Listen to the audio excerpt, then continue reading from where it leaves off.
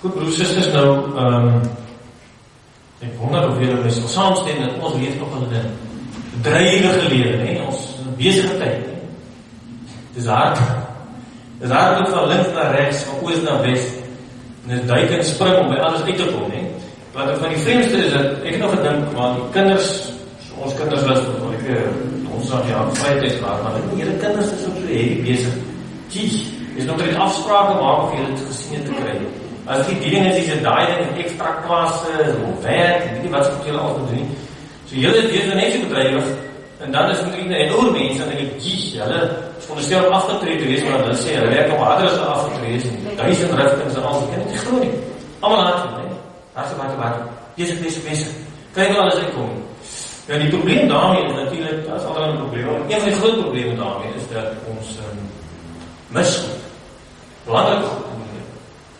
Ons het nie tyd vir dink. Ek kan dink oor die lewe, wat is die punt van alles, en hoekom is ek hier, wat moet ek doen, en daar is het goed. Jy moet net doen, maar is die lijst van goed, wat moet klaar, jy moet die lijst klaar krijg, nie? So jy het tyd vir dinkie, en jy het ook die tyd vir voel. Jy het nie voel, jy moet daar, nie? En die eerste van ons is, ons het beslis nie tyd vir huil.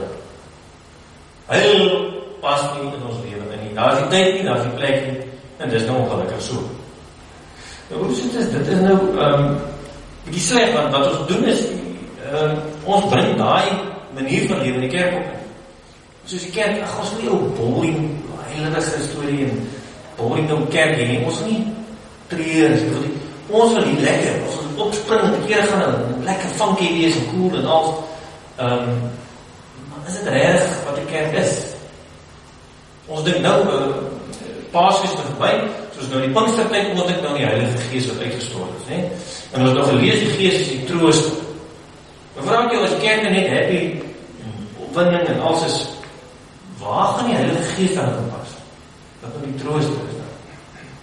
Baie van julle ook weet aan die kerk, en ons kerk sal sê, ag, maar julle het nie die gaas van die Gees nie, julle doen dit, taal en alles wat die, en ons sê, ag, maar julle doen dit, so, en dan is daar verstryding oor wat die gaas van die Gees, en hoeveel gaas, het jy nog, of wat van die Gees self, nee? Ek dink het wel belangrijk dat die kerk die Heilige Gees het, die een wat die trooster is. Nou as ons nie so plek is waar mense nou ook maar kan huil as dinge nou sleg gaan, als ons nie reg nie, is ons dan nou reg dan op die kerk van Christus. En waar sy Gees mense kan troos van uitsluit. Broers, is dit die probleem wat ons baie keer het, is dat ons dink die troos wat die Heilige Gees ons gee, is net op te sê, maar Jezus het die dood oorwin en daar het opgestaan. Nee? Maar, dis ons nie al wat Jezus het doen. Jezus was nog meer aan dit. Nou, lees ons in Johannes 16 wat die Gees doen. Wanneer hy kom, die Gees van die waarheid, sal hy julle in die hele waarheid lei. Wat hy sal sê, sal nie van homself kom nie. Hy sal net sê wat hy hoor, en hy sal die dinge wat gaan kom aan julle verkondig. Hy sal my verheerlik, want wat hy van my ontvang, sal hy aan julle verkondig. Alles wat aan die Vader behoort, behoort ook aan my. Daarom dat ek gesê het, wat hy van my ontvang het, sal hy aan julle verkondig. Daar staan dat die Heilige Gees troos ons deur uit Jesus te neem en aan ons te gee. Nee? Wat hy ontvang het van Jesus, dit leer hy vir ons in die volle waarheid. Nee? Maar die ding is, as ons nou iemand verloor het, soos nou die man het nou iemand verloor, dan sal ons nou sê, maar ons wil, die Gees kan ons nog vir ons sê, maar onthou Jesus die dood oorwin, hy het opgestaan die dood. Dit sal goed wees, maar die probleem is, ons sê dit in die wêreldse manier. En daarmee sê ons eintlik, maar vir die wêreld, as jy heil is jy loser, en in die kerk as jy heil, dan glo jy nie behoorlik. Nee, dis so, dis die veronderstelling. As jy nog nou heavy goed geglo het, dan gaan ons nou nie, dat so iets jou onderkry nie, jy gaan ons nou weet, want die dood is oorwin en alles, dat jy nou nog steeds heavy is. Dus, dit is dan ongenadige waarheid om so te praat. Broers, die Heilige Gees is gelukkig nie soos ons nie, ook nie soos die wêreld, nie, maar die wêreld verstaan nie. Die Heilige Gees troos ons, nie net met die opstanding is daar, maar hy troos ons met Jesus die hele lewe. Hy troos ons met die feit dat Jesus self het gehuil. Wat het ons gelees hierso?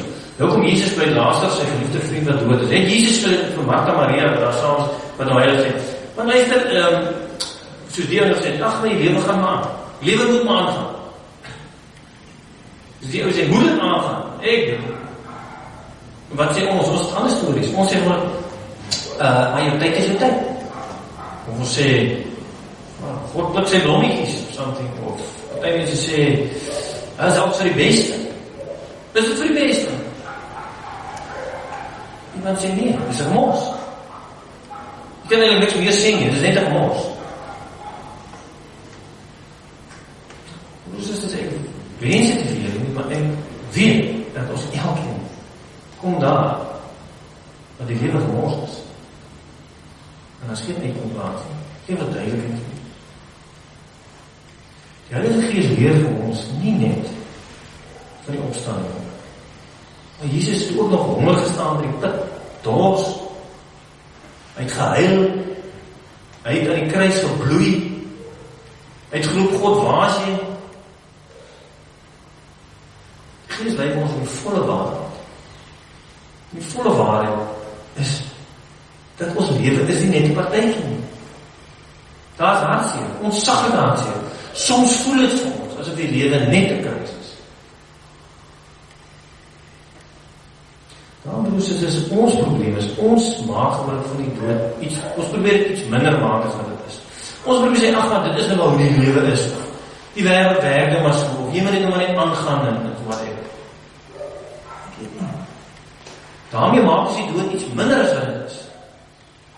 En die hartseer wat jy het, en die verlies wat jy ly, en die dinge wat jy regkom, dit is nie minder as wat dit is presies so erg as wat jy dit voel. En Jesus het gesterf. Daai presies so erg die dood, soos wat jy voel. Daai wat jy voel, daar is nou geen hoop nie.